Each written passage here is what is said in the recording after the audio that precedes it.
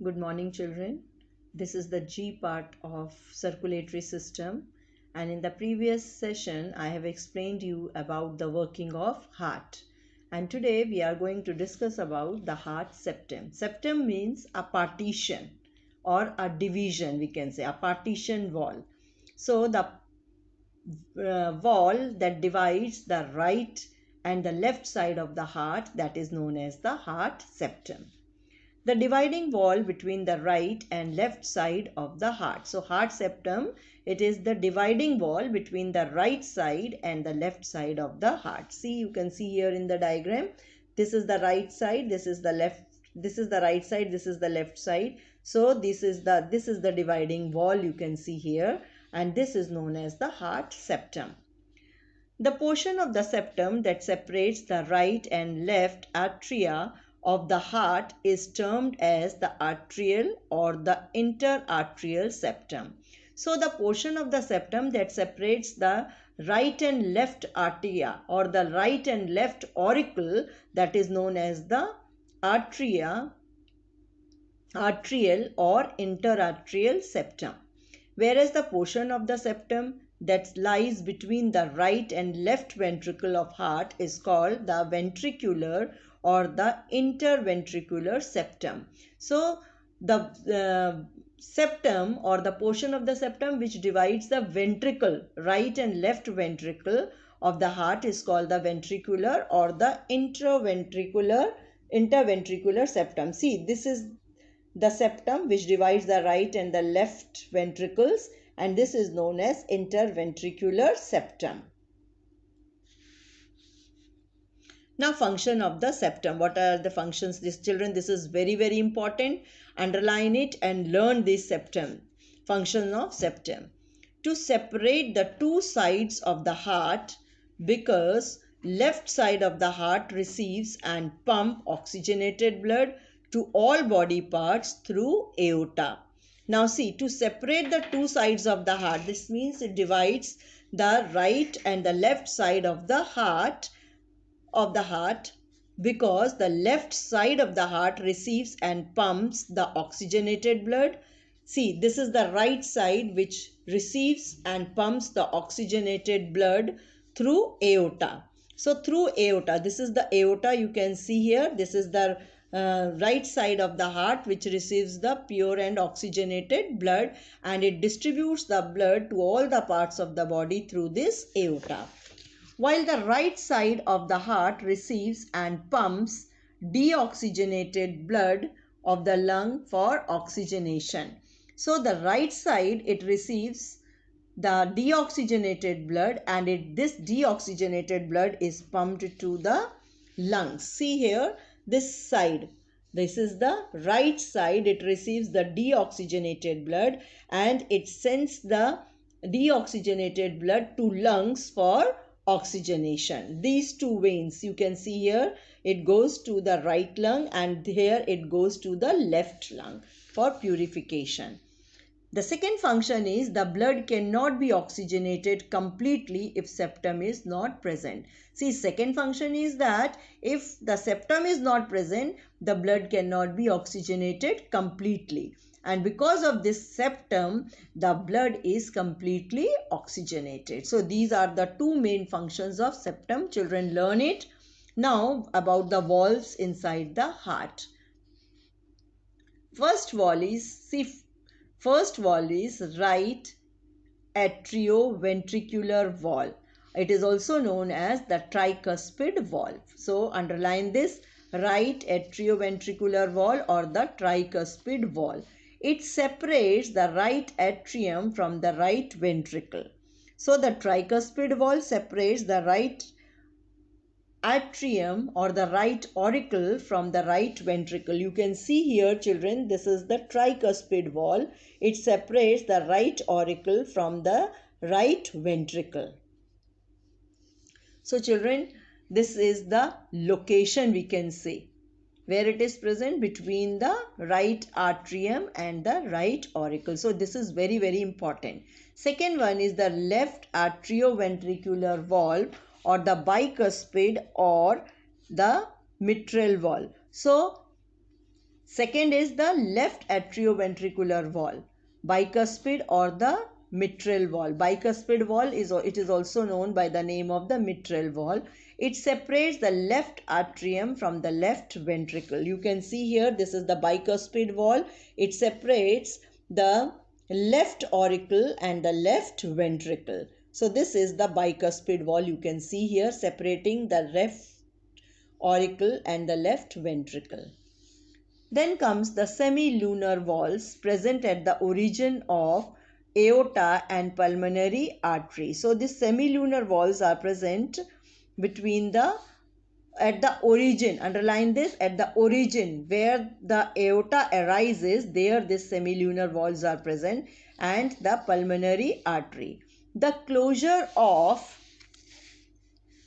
these valves makes the second heart sound, which is heard as the dub. See children, our heart produces two types of sounds, lub and dub. So this dub sound is produced when these valves are closed, or we can see when this semilunar valves closes, we can hear the dub sound, or the heart produces the dub sound. This is the second sound. First sound is lub, and this sound can be easily heard by using the stethoscope.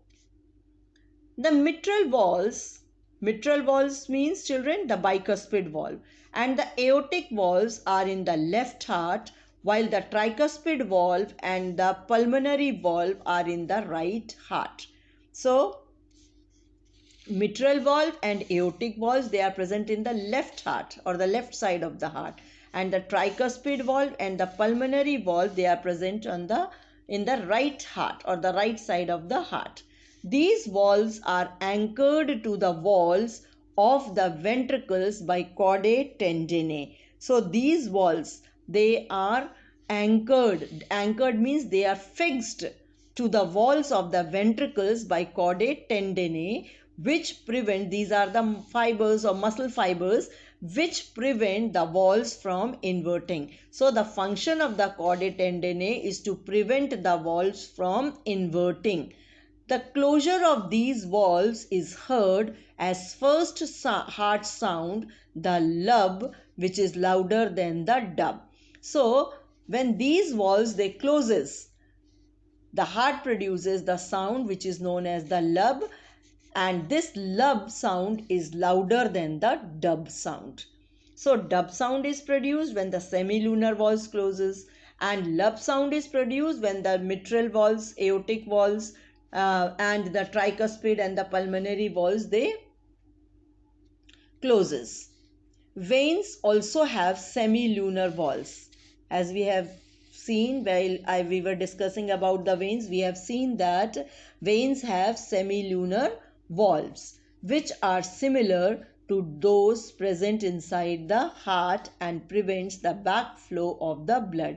So semilunar valves prevent the backflow of the blood. So here children, we end this functions of the septum and about the valves. See children, we have already seen the working of the heart and the heartbeat also, but this is for your revision, the events which occur during the heartbeat. This is just a revision. We will go through it once again. The working of the heart consists of rhythmic contraction and relaxation of the auricles and ventricles. So working of the heart consists this contraction and relaxation of the auricles and ventricles. The contraction period, underline this children, very important. The contraction period is known as the systole and the relaxation period is called the diastole. So when the heart contracts, that is known as systole, and when the heart relaxes, that is known as the diastole. The auricles and ventricles never contract simultaneously, whereas their relaxation period overlaps slightly. So auricles and ventricles, they never contract simultaneously, whereas their relaxation is overlapped. Here is how it takes place. So here we will see how it takes place. When blood reaches the auricles of the left and right side, see, blood reaches the auricles of the left and right side when they are in the relaxed position. Then they start contracting together. So together the left and the right auricles, they contract so that the blood flows into the relaxing ventricles. Now the blood flows to the ventricles.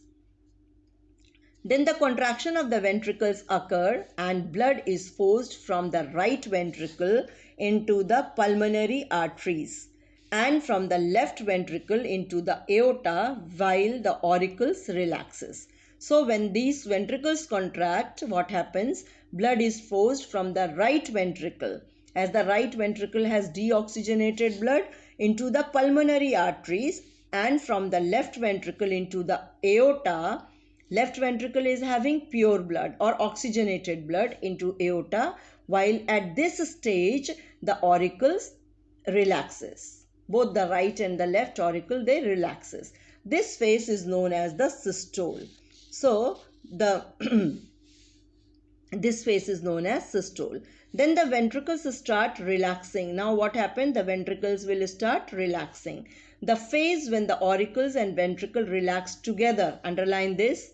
The phase when the auricles and ventricle relax together is known as the joint diastole. This is very important. So what is joint diastole? This is a phase when both the auricles and the ventricles, they relax together. During this phase, the blood enters the auricles from the veins. All these phases or contractions and relaxations of the heart together constitutes one cardiac cycle. Now, contraction and relaxation of the heart together constitutes the one cardiac cycle. All these phases of contraction and relaxation, that means systole and diastole, constitutes one cardiac cycle. Thus, the cardiac cycle consists of two parts, that is systole, contraction of the heart muscles, and diastole, that is relaxation of the heart muscle. Atria contracts while ventricle relax. Now, when the auricles will contract, ventricles will relax. When the ventricles will contract, auricles will relax. Now, underline the definition of pulse. The pulse is a wave of contraction transmitted along the arteries. So, what is pulse? It is a wave of contraction transmitted along the arteries. Valve in the heart open and close during the cardiac cycle. Cardiac cycle means contraction and relaxation. One phases of contraction and relaxation together constitutes the cardiac cycle. So, valves in the heart, they close and open during this cardiac cycle.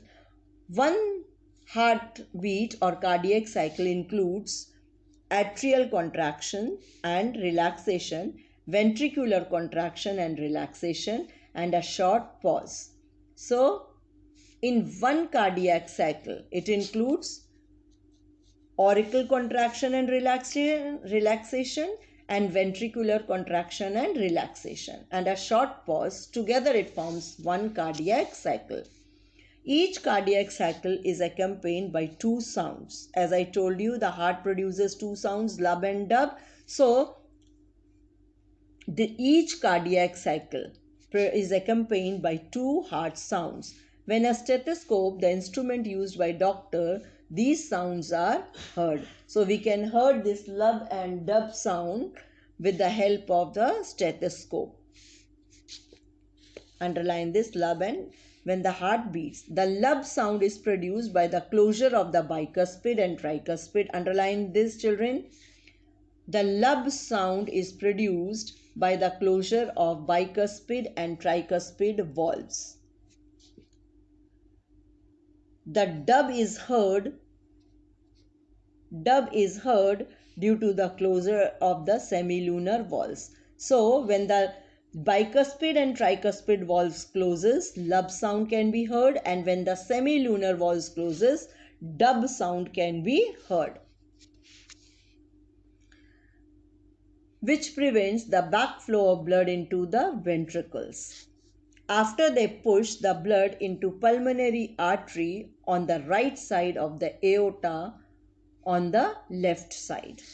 Heart muscles Contraction is due to the presence of nodal tissue in two regions of the heart. So contraction depends on the nodal tissue present in two regions of the heart, that is the sinoatrial node, SAN, it is known as the SAN, sinoatrial node, initiates the heartbeat. So this SAN is responsible to initiate the heartbeat.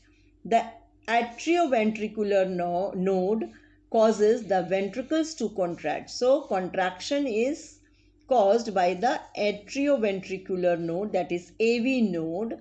The AV node is also called the pacemaker. So underline this. Which node is known as the pacemaker? The AV node is also called pacemaker since it keeps the heartbeat regular. So AV node or the pacemaker is responsible to keep the heartbeat regular. So this is all the events which occur during the heartbeat. So here we end this. Thank you.